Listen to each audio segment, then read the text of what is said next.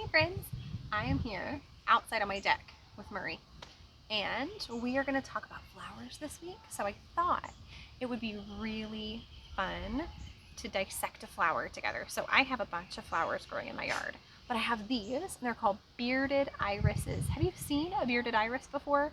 Sometimes they're purple, really nice purple, and sometimes they're yellow. I have yellow ones in my yard as well, but these that I got today are white. So I picked one and I thought I would show you how to dissect it. I'm gonna pull it off. If you dissect a flower, it's really important to get permission from an adult because some flowers can be picked, but some of them can just be looked at, maybe smelled. So we're gonna dissect the parts of this bearded iris. So there's a lot of petals.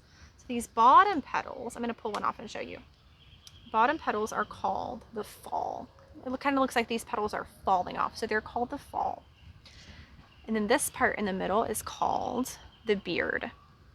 And then these are called the veins. Isn't that beautiful?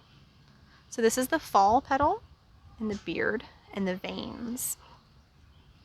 The petals at the top are called the standards. The standards don't have a beard. So these are called the standards, and they have some little bitty veins right there. So these are called the standards. There's more.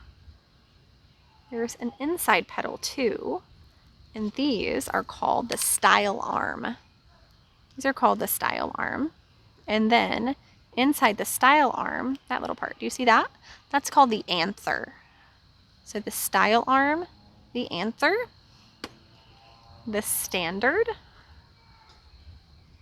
the fall, the beard, and the veins.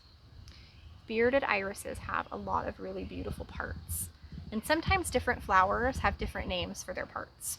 So if you get permission to dissect a flower, maybe from your yard or from a bouquet that someone brings home from the grocery store or a florist, maybe you could dissect one and learn about the parts.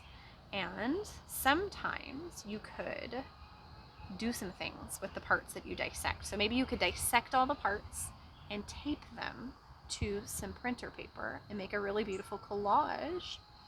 Or you could paint pictures of all the parts, like those beautiful veins. That would look so beautiful if you painted it.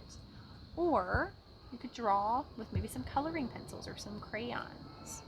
So that's how you dissect a flower, and you have to be really gentle because flower petals are really delicate.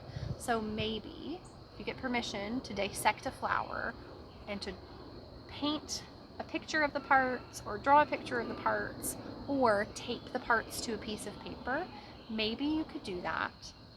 And if you do it, bring it with you to group time tomorrow because we're going to talk more about flowers and figure out the name of whatever flower you dissect. This is a bearded iris, so if you dissect a different flower, come bring what you have done and tell us the name of the flower. It was really nice chatting with you, and I can't wait to see some of the really cool things you do with flowers this week.